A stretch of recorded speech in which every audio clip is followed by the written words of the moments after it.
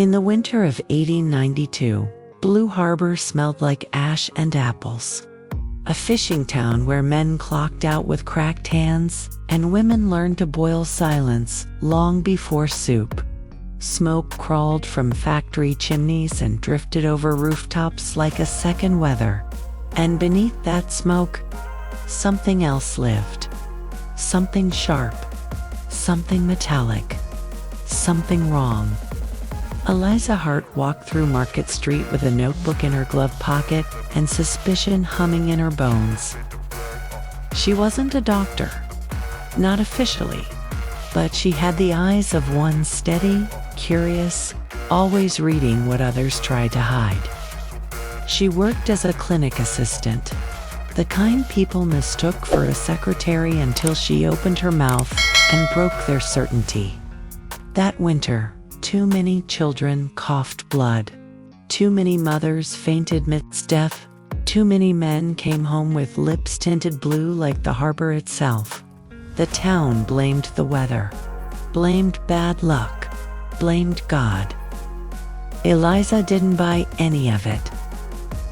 The first case that bothered her wasn't the coughing men. It was a little girl named Lottie, 10 years old. Sweet as sugar, but thin as a matchstick. Her eyes had a strange shimmer, like light bouncing off glass. "Been drinking from the pump?" Eliza asked. Lottie nodded. Eliza tasted the pump water herself that afternoon. Faintly sweet, cold, metallic. The kind of taste that tells you something died in the pipe. Or worse, something was growing. She wrote the word contaminated in her notebook and circled it twice. The town's biggest pride was the Harper Milling Factory, a brick fortress on the edge of the river. They produced flour, canned fruit, soap, and according to the men who ran it, absolutely no problems. Eliza requested a meeting with Superintendent Cole. He laughed. "Miss Hart, our water is inspected weekly by men who actually studied science." He emphasized men the way someone spits a seed. Eliza left without arguing. Some fights aren't worth words, they're worth proof.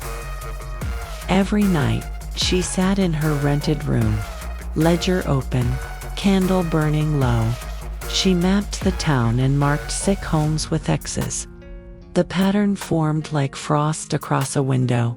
Cases were heaviest near the factory. Children showed signs first. Symptoms matched metal poisoning. The town physician dismissed her theory. "Women worry too prettily," he said. Eliza wrote in her ledger, "He refuses to look." The river behind the factory carried secrets downstream, oily rainbow streaks gliding on the surface. Dead fish with bellies up, reeds tangled like sick hair. Eliza dipped a glass jar into the water. The smell punched her nose. Bitter, chemical.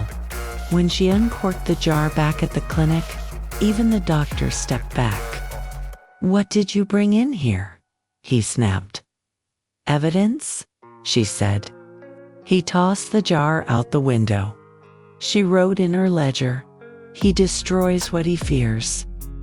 A new intern arrived from Boston, Daniel Price, a gentle-faced scientist with ink-stained cuffs and a habit of listening before speaking.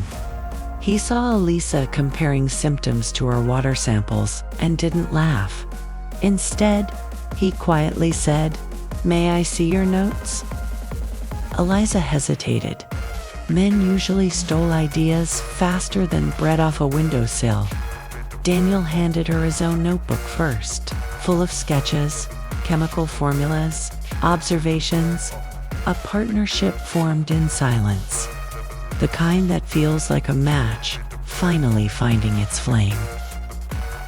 Scene 7, the testing of truth. At midnight, in the clinic basement, they boiled samples, added reagents, watched colors bloom like bruises. Every test screamed the same truth. The town's water was laced with arsenic. Not naturally, not accidentally. Introduced. Eliza whispered, "They're poisoning us." Daniel's jaw tightened. Someone is dumping manufacturing waste into the river. She closed her eyes. The factory, of course. They took their findings to the city council. Charts, water samples, ledger entries. Councilman Reeves didn't even look. "You're accusing the biggest employer in Blue Harbor," he said. "You expect us to take the word of a clinic girl?" Clinic girl felt like a slap. Daniel stepped forward. "Her research is solid." Reeves slammed his gavel. "This meeting is over." "Outside," Daniel muttered. "Damn, they're scared. For real scared." Eliza didn't smile. She only wrote in her ledger, "They know." Days later, pale smoke rose from behind the factory. Odd-colored, thick, unnatural. A hush spread through the town. Eliza ran toward it. At the drainage ditch, she found barrels being dumped into the water. Thick sludge oozed like melted coins. 2 workers noticed her watching. "Hey, you ain't supposed to be here." She bolted. The men chased her through alleys slick with winter rain. Her boots pounded pavement. Breath tore from her lungs. A hand grabbed her shawl. She twisted free, slipping into the bakery back door. The men cursed outside and left. Her hand shook. But fear and purpose often share the same heartbeat. Back home, Eliza stared at her ledger, pages filled with proof, notes, fear, truth. She understood something chilling. If the council wanted silence, if the factory wanted darkness, if the men wanted credit or ignorance, then the only justice her town would ever see had to start with her. She dipped her pen, steady and slow. Next step, expose them publicly, no matter the cost. And when the storm finally breaks, Blue Harbor will learn her name, even if history tries to bury it. Eliza wrote the town's newspaper editor a letter. Not a polite one, a detonator. "Children are dying. The river is poisoned. The Harper factory is responsible." She walked it to the newsroom herself. The editor, Mr. Thorne, read the first line and froze. When he reached the word arsenic, his hands trembled not with fear for the town, but fear for his paycheck. This could shut us down," he whispered. Eliza leaned closer. "This could save lives." He folded the letter and slid it back to her. "Miss Hart, we can't print accusations. Not against the biggest employer in the county. Be reasonable. Reasonable. The favorite word of guilty men." She left silently. Inside her coat, the letter burned like a promise. Word traveled fast in a small town. By sunset, workers glanced at her with stiff expressions. Mothers pulled their kids closer. Shopkeepers stopped talking when she walked by. The Harper factory didn't just employ Blue Harbor, it owned it. That night, a stone struck her window. A folded note was tied around it. "Stop digging, or end up in the river." Eliza held the note over her candle flame. The paper curled, burned, disappeared. She didn't. Daniel arrived at her door with a satchel of tools and a face that looked like it hadn't slept. "They know what we found," he said. "If we stop now, we're cowards." Eliza gave a tired smile. "I don't do coward." They walked to the abandoned boathouse by the river, the only place where whispers didn't echo back to the wrong ears. Daniel tested new samples. Eliza mapped case numbers. The results were the same. Again and again, arsenic levels so high the river water could strip paint? Damn, Daniel muttered softly. This is murder. Straight up murder. Eliza's pen didn't shake. She wrote, "The river is their weapon, and the people are the victims." The next morning, she visited the laundry house, a place where truth always floated closer to the surface. Women noticed things men ignored. They whispered numbers.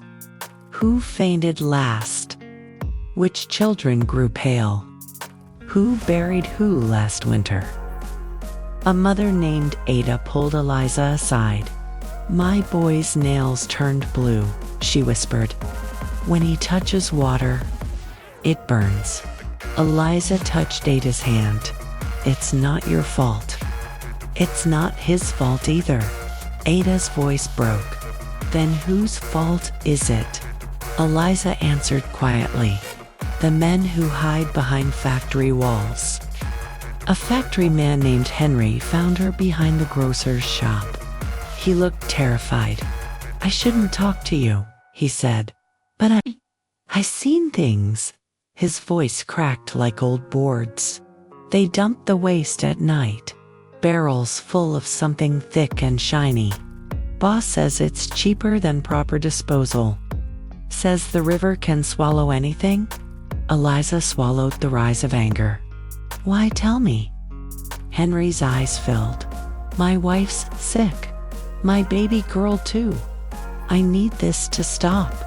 She placed a hand on his arm. "It will, I swear." He nodded and disappeared into the alley shadows, a ghost of a man carrying the guilt of a factory. Eliza and Daniel took their case to the county magistrate. He listened, impatiently tapping his pen. "Miss Hart, you are not trained. You are not qualified. This hysteria you're stirring." "Hysteria," she cut in. "Children are dying." The magistrate stood. "My decision is final. I will not sanction an investigation." Daniel slammed his fist on the table. "This is corruption." Two officers stepped into the room. "Continue," the magistrate warned, "and you'll be arrested for disrupting county order." Outside, snow fell silently, but silence is not peace. Sometimes it is danger wearing a polite coat. That night, Eliza returned home to find her door forced open, her mattress ripped, her drawers overturned, her notes scattered, her ledger gone. Daniel arrived breathless. "They came for mine too. They're trying to wipe our work." Eliza knelt, gathered torn pages, pressed them to her chest. "They stole the evidence," she whispered. Daniel shook his head. "No, they stole the paper, not the truth." Eliza exhaled slowly. For the first time, her fear and fury balanced perfectly. Eliza pulled up a floorboard and revealed a hidden box. Inside, a second ledger, the one no one knew about, the real one. Daniel blinked. "You made two?" Eliza smirked. "I work in a town full of men who think outsmarting a woman is easy." Inside the ledger were her original notes, Henry's statements, water readings, diagrams, everything the factory hoped to erase. Daniel whispered, "Eliza, this is enough to take them down." "No," she said. "It's enough to start." Eliza stood at the Sunday market where hundreds gathered each week. She climbed onto a wooden crate and lifted the ledger above her head. "People of Blue Harbor," she shouted, "you're being poised." The crowd froze. She exclaimed the water, the river, the deaths, the factory's waste, the council's silence. Eliza stood at the Sunday market where hundreds gathered each week. She climbed onto a wooden crate and lifted the ledger above her head. "People of Blue Harbor," she shouted, "you're being poisoned."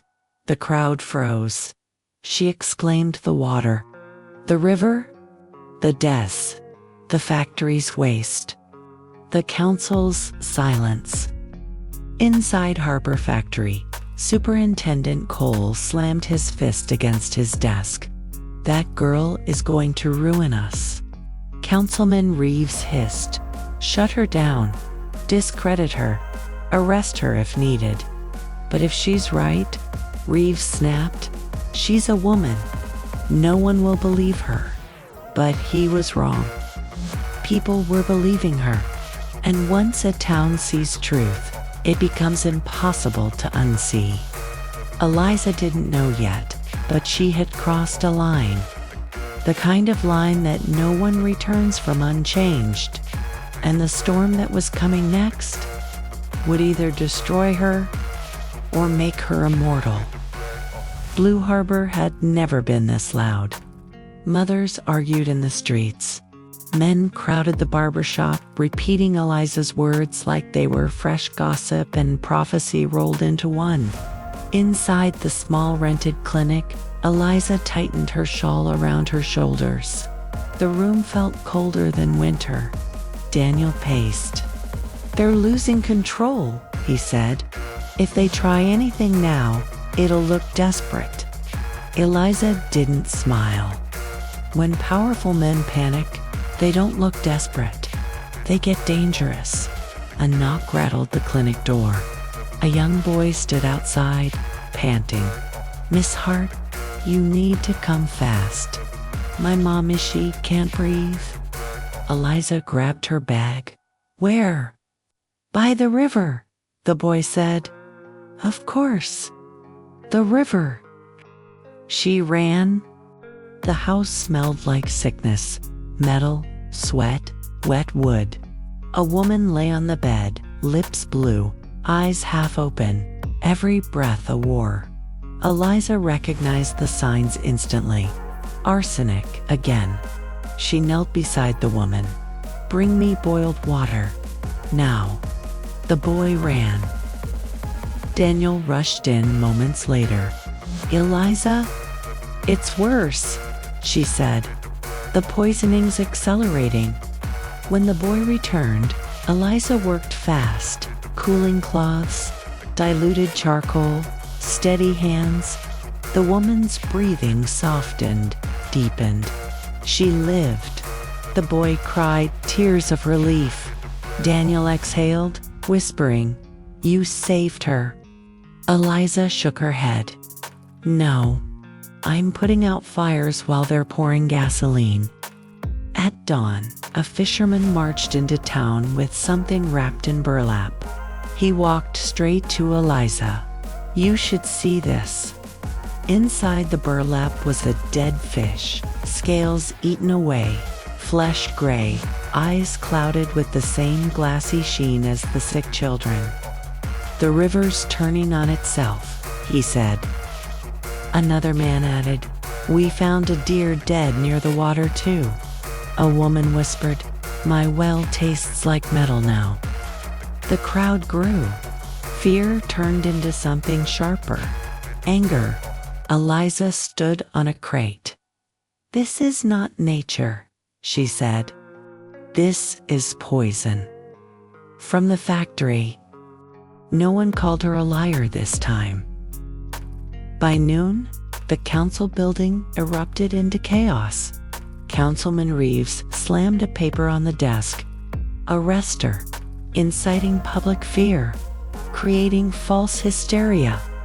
A constable hesitated. "Sir, the town is starting to believe her," Reeves hissed. "I don't care what they believe. Bring her in." But the constables were too late. Because Blue Harbor no longer belonged to the council's silence. It belonged to Eliza's truth. Darkness soaked the sky when two officers appeared outside Eliza's home. Daniel saw them from down the street. "Eliza? They're here." She didn't run. Not this time. She handed Daniel the ledger.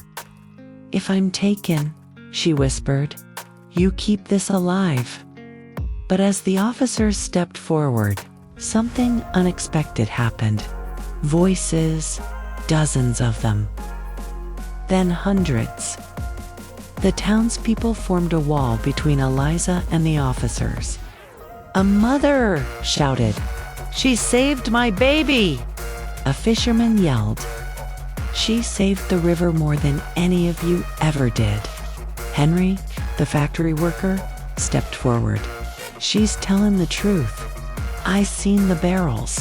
I seen them dump it." The officers froze. The crowd did not. Eliza realized something powerful. This wasn't her fight alone anymore. This was theirs. Under public pressure, the Harper factory announced a safety demonstration. A staged event, a performance, a lie. Superintendent Cole smiled for the crowd, walked to the river, and dipped a silver cup into the water. "See? Completely safe." He raised the cup to his lips. He hesitated, only for a fraction of a second, but Eliza saw it. He didn't drink. He dumped the water behind him. The crowd gasped. Whispers turned into shouts. He didn't drink it. He's hiding something. He's lying. Cole's face cracked. His lie had snapped in half. Daniel held up the ledger. "Bring us clean containers," he ordered. The townspeople brought jars, bottles, flasks, anything. Eliza and Daniel tested the water in full view of everyone. They added the reagent. A deep blue color spread instantly. Gasps. Cries. A woman fainted. Eliza lifted the jar to the sky. "This," she said, "is arsenic. No councilman, no factory man, no constable could argue with chemistry." Silence hit the crowd like thunder. Then outrage roared. The factory owners were dragged before the county commissioner. Henry testified. Mothers testified. Eliza testified last calm, steady, undeniable. The evidence was overwhelming. The dumping was deliberate. The deaths were preventable. Harper Factory was shut down. Superintendent Cole was arrested. Councilman Reeves resigned in disgrace. The river began to heal. Slowly, like trauma learning to breathe again. When the county wrote its official report, the heading read, "The Blue Harbor Water Crisis. Findings by Daniel Price, chemical analyst." Eliza flipped through the pages. Her name was missing. Her notes referenced as supporting material. She felt something break, not loudly, but deeply. History had tried to erase her again, but this time, Blue Harbor refused. Mothers protested. Fishermen refused to work. Women marched through Market Street chanting, "Say her name, Eliza Hart." And for once, the world listened. A month later, the town gathered by the riverbank. A small memorial plaque had been placed near the water. It read, "Eliza Hart, the woman who saw the poison and saved us all." Daniel stood beside her. "You did it?" he said softly. "No," she answered. "We did." Children ran by the river alive, loud, laughing. The water shimmered, clear again, sunlight catching on its surface like a quiet apology. Eliza closed her eyes. She had no statue, no salary, no official credit in the county archives. But she had the truth. She had the town. And she had a courage that even history couldn't bury. When she opened her eyes, she whispered into the cold morning air, "Let them try to erase me now." And Blue Harbor whispered back, "We won't let them." If you're ready for more real talk about getting video, smash that subscribe button and hit the bell.